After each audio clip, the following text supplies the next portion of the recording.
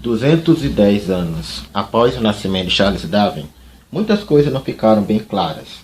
Se você sabe quem é Charles Darwin e você gosta de biologia, bem-vindo ao Bio em Foco. Hoje nós iremos falar de evolução. Então vamos lá. Charles Darwin nasceu em 1809.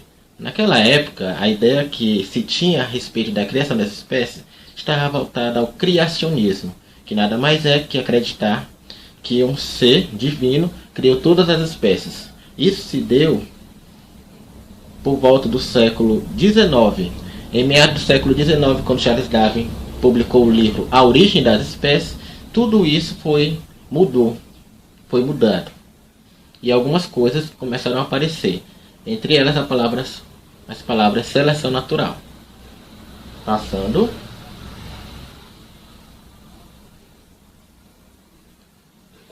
O primeiro slide que eu mostro para vocês está relacionado exatamente com o quê? Com o Charles Darwin, né? É um meme que diz o seguinte: vamos falar sobre a evolução. Um exemplo de evolução. Mas antes disso, tampe a respiração por 1 minuto. Você está vendo? Já está aqui, ó. Por 1 minuto. Essa afirmação é muito caracterizada dos evolucionistas, que são as pessoas que defendem a evolução. Passando. Porém, contrapondo a isso, você vai ter os criacionistas e agora as pessoas que defendem o design inteligente, que acreditam na seguinte maneira, na seguinte coisa, que os animais eles foram criados exatamente da mesma forma que sempre foram, ou seja, eles não mudaram, eles são imutáveis. Um exemplo bem característico é esse jacaré aqui. Na verdade é um crocodilo chamado de gavial. Se você observar bem, o animal é muito estranho, né? Diferente daquele jacaré que nós estamos acostumados a ver. No entanto, o focinho dele, ó, tá vendo, ó, como é bem alongado? Então é uma característica muito primitiva, um animal bem primitivo. Então, se todas as espécies evoluíram, por que esse não evoluiu com o tempo? Então esse é um questionamento importante a respeito daqueles que não concordam com a teoria da evolução das espécies. Para quem mais quer se aprofundar, esse livro aqui, A Caixa Preta de Darwin, fala sobre isso, sobre as espécies não terem evoluído. Ou seja, por que algumas espécies evoluíram e outras não? Simplesmente nós não sabemos. A seleção natural é algo que não pode ser comprovado, mas a teoria da evolução eles têm algumas evidências a respeito disso, mas é não que pode ser comprovado, não pode ser experimentado. Então vamos falar hoje sobre evolução. E esse, mais uma vez, é o Charles Darwin. Darwin para os íntimos. E eu sou o professor Fabrício Rodrigues.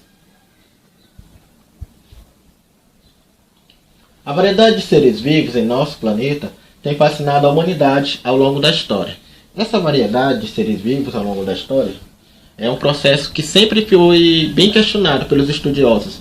Mas até então não se tinha muito espaço, porque se acreditava, né, que seres foram originados de um ser divino. Ou seja, a partir da criação. Isso não só apenas nas religiões cristãs, mas em várias outras religiões. Continuando. Então, para ficar bem claro, existia 2 tipos de teorias. Aliás, existia uma, mas aqui fosse contrapondo. Quando Darwin surgiu, você vai ter agora o fixismo, que afirma que todas as espécies foram criadas e elas continuaram a mesma coisa com o tempo. E o evolucionismo, que afirma o seguinte: as espécies têm um ancestral comum e esse ancestral ele vai variando de acordo com a geração. Se você perceber, olhar bem, as espécies que surgiram aqui na ponta dessa árvore aqui, filogenética, elas são diferentes daquela original, do ancestral comum. Então, continuando. Para os fixistas, as espécies são fixas e imutáveis, enquanto para os evolucionistas, as espécies modificam-se ao longo do tempo. Lembrando que isso é uma teoria. O fixismo foi muito aceito durante o século XVIII e até meados do século XIX, até no meio. No entanto, depois disso, da publicação do livro A Origem das Espécies, isso começa a ser mudado. Mas muita gente hoje ainda defende o fixismo, agora com o nome de design inteligente. Você pode até achar contraditório chamar fixismo de design inteligente. Você pode até discordar. Mas o design inteligente hoje ele apoia a ideia que um ser está por trás de tudo isso. Lembrando que não estou aqui discutindo se você acredita ou não. Só estou apenas expondo o fixismo para vocês. O fixismo propõe que todas as espécies são imutáveis, né? Poder divino e são criadas e permanecer imutáveis. Esse já Charles Darwin ele acredita que as espécies foram se modificando ao longo do tempo. Lembrando, modificar não é a mesma coisa de transformação. Muita gente acha que evolucionismo tem a ver com transformação. Ou seja, uma espécie saiu caminhando e depois ela saiu da água. Por exemplo, os peixes foram evoluindo, aí surgiram os répteis, depois aves e por fim o mamífero. Mas não foi bem assim que aconteceu. Tudo isso é um processo demorado que vai acontecendo ao longo das gerações. De acordo com Darwin, é claro, né? Para falar de Darwin, a gente também não pode esquecer do Lamarck, que foi esse rapazinho aqui. Lamarck também era evolucionista, então ele começou a questionar essa ideia do criacionismo. Ele afirmava o seguinte, duas coisas importantes.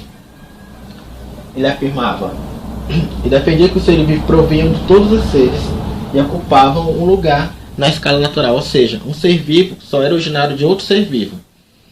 E aí existiu essa evolução. Mas como Lamarck defendia isso? Da seguinte maneira. A teoria elaborada por Lamarck foram duas importantes. A lei do uso e desuso e a lei da transmissão dos caracteres adquiridos. Que você vai entender. Observe. Passando. A lei do uso e desuso é muito simples. Segundo essa lei, se você usa muito o seu pescoço, ele vai se alongar ao longo do tempo. No entanto, se você não usa o seu pescoço, ele vai atrofiar. Então, lei do uso ou desuso. Seu uso, ele prolonga, né? Ele vai aumentar. E se eu não uso, ele simplesmente atrofia. Essa atrofiação, posso dizer assim, ou esse alongamento, de acordo com a lei também definida por Lamarck, dos caracteres adquiridos, ela vai passar do seu filho para o seu filho. Ou seja, se eu crio um pescoço longo nessa geração, isso pode vir a passar depois para outra geração. Por isso que diz que essa aqui é a lei da transmissão dos caracteres adquiridos. Se eu não uso um olho nessa geração, provavelmente ficarei cego e meu filho também terá olho cego. Então é isso que defende Lamarck. Olha só, os espinhos, por exemplo, de um cacto, eles têm essa característica importante, foi usado para definir isso. Então vamos lá. De acordo com essa teoria, esse cacto antes tinha folha, mas com o tempo, como essas folhas não foram sendo utilizadas, né, porque o ambiente é quente e tal, ele foi perdendo as folhas até se transformar nisso que nós chamamos de cacto, ó.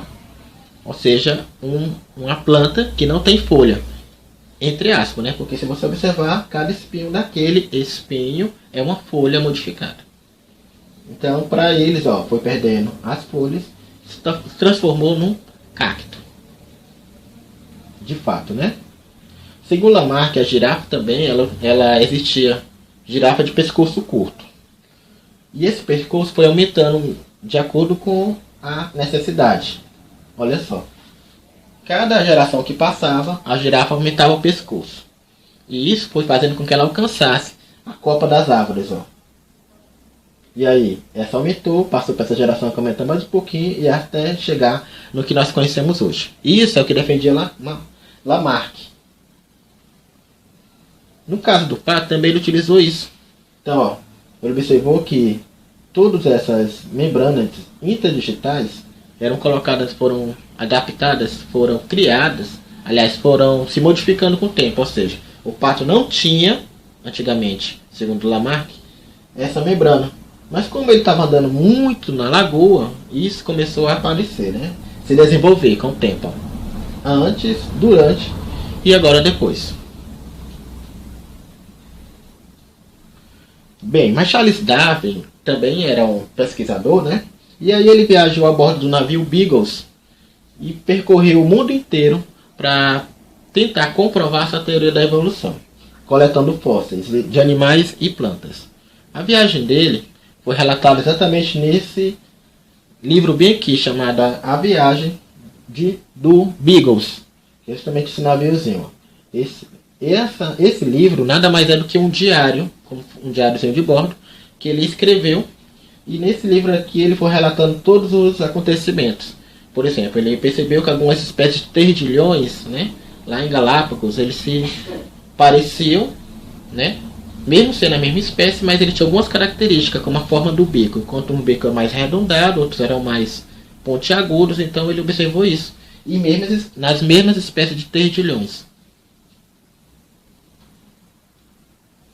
Charles Darwin, ele publicou, depois de 20 anos que fez essa viagem, o livro A Origem das Espécies, que é um livro que ele publicou também em parceria com Wallace, que não aparece aqui, simplesmente porque nós achamos muito mais interessante esses dois, Charles Darwin e Lamarck. Para comprovar a sua teoria, ó, aqui o livro, né, A Origem das Espécies, que você pode até baixar na internet. Ele está em inglês, obviamente, porque Charles Darwin é britânico, né, do Reino Unido. E observe o seguinte: esse aqui são o percurso percorrido por Charles Darwin. Então ele iniciou aqui, ó, 1, 2, 3, 4, 5, ó, nessa ordem, ó, 10, 11, ó, 12, 13, 14, 15, 16, 17, 18, 19 e por fim 20, quando retornou, né? Então ele fez essa viagem ao redor do mundo e cada pontinho desse representa um local onde ele foi coletando os fósseis para dar embasamento à sua teoria, né? A teoria, os principais aspectos da teoria de Darwin. A diversidade de formas surgiram de ancestrais comuns por meio de modificações na descendência. Mais uma vez, modificar não é transformar. Não é simplesmente o macaco saiu andando e se transformou em algo no que nós somos hoje, ser humano. Existiu aí várias espécies e uma delas foram evoluindo, mas não é de fato um homem surgiu de fato do macaco. Não. Apenas temos ancestrais comuns, bem parecidos. O mecanismo de modificação é de seleção natural, ou seja, a seleção natural é relacionada com o quê? Com o ambiente. Então, o ambiente vai selecionar os organismos mais adaptáveis, não os mais fortes. Você vai entender isso. Indivíduos da mesma espécie apresentam variações. Olha só, bem aqui. Ó, organismo com variações favoráveis às condições do ambiente onde vive e tem maior chance de sobreviver, adaptados às condições ambientais. Você vai entender isso bem aqui, ó. Assim, ao longo das gerações, a seleção natural sobre os indivíduos melhora ou mantém a adaptação ao meio. Mas eu quero mostrar para vocês, ó. Antes de mostrar, observar isso aqui é importante. Ó. Durante a sua viagem na Argentina, o Darwin encontrou algumas espécies que eram bem parecidas, alguns fósseis, aliás, que eram bem parecidos com animais atuais. Esses animais aqui, por exemplo, ó, você vai ter, ó. E aí ele percebeu que também havia diferença dependendo do local onde eles eram encontrados. Olha só. Esse animal aqui, por exemplo, é um tatu. Observe, né, o animal atual e o animalzinho mais antigo, né, primitivo. Eles são bem parecidos. Apesar de que esse é bem maior, um animal desse é bem maior, chegava a mais de 2 metros. E um animal desse daqui é um animalzinho que é extremamente pequeno, né, ali 50 centímetros, 40, dependendo da espécie. Mas observe que eles são muito bem parecidos. Ó. Tá certo? E isso aqui é um representante da megafauna. Ainda segundo Darwin, existia 2 tipos de girafa. Esse que eu queria mostrar para vocês. A de pescoço longo e a de pescoço curto. Obviamente, aquela que estava mais adaptada ao meio, ou seja, a de pescoço longo, foram sobrevivendo. E aí, sobrevivendo às condições do meio. E as espécies com pescoço curto ou menor, né, foram morrendo, porque não conseguiam alcançar a copa das árvores. Uma teoria muito mais interessante. Porque ele comprovou isso, chegou a essa conclusão? Porque ele descobriu fósseis com esqueletos de girafas menores e com esqueletos, ou seja, esqueletos de girafa com pescoço longo e esqueleto de girafa com pescoço curto. E aí ele chegou a essa conclusão, que existia esses tipos de girafas e aquelas que tinham porventura o pescoço maior sobressaíram, né, com relação àquelas outras que tinham pescoço menor. Continuando. Na época de Darwin, essa teoria, é claro que não foi uma coisa muito bem aceita, né? Ele foi muito criticado, pois na Bíblia estava presente as ideias fixistas. Estava não, está presente, né? Isso aqui é uma charge muito interessante. Essa charge, ela ocorreu assim um pouco antes da morte de Darwin, né? Então, ó, as pessoas colocavam ele como aquele que, né, que ensinou que o homem é parente do macaco. Então, a cabeça dele, ó, e o corpo de macaco, que até hoje muita gente diz. Charles Darwin disse que o homem veio do macaco. Não é verdade. O homem não veio do macaco. São espécies que foram se modificando de ancestral comum, parecido entre os primatas. Não quer dizer exatamente de um macaco em si. Aquilo que o pessoal gosta de chamar de elo perdido vai entrar nessa história aí. Ou seja, elo perdido é uma espécie que está ali de transição. Ela vai ser a transição entre o homem e o primata, né, mais próximo do macaco. Isso aqui muita gente critica que não foi encontrado, não é encontrado ainda essa espécie, esse elo de transformação. Mas nós temos grandes evidências. Você vai ter ali o Homo de Neandertal, o Homo sapiens, o Homo erectus, então eles vão evoluindo. E o crânio também, né? Aliás, a mandíbula desses homens, elas são maiores que a nossa. Elas vão ficando menor e o crânio, que era um pouco menor, vai ficando maior. Assim como os seres humanos são hoje, né? Há quem defenda que daqui a um tempo nossa mandíbula vai ficar mais fina e a nossa cabeça vai aumentar. Já pensou como é que vai ficar? Continuando. Então, ele nasceu em fevereiro, no dia 12, 1809, e morreu no ano de 1872, na Inglaterra. Essa foto que eu vou mostrar agora é de um pesquisador. Ele mostra um animal que está entre aquela transição entre os seres que já existiram, né, os mamíferos primitivos e os répteis.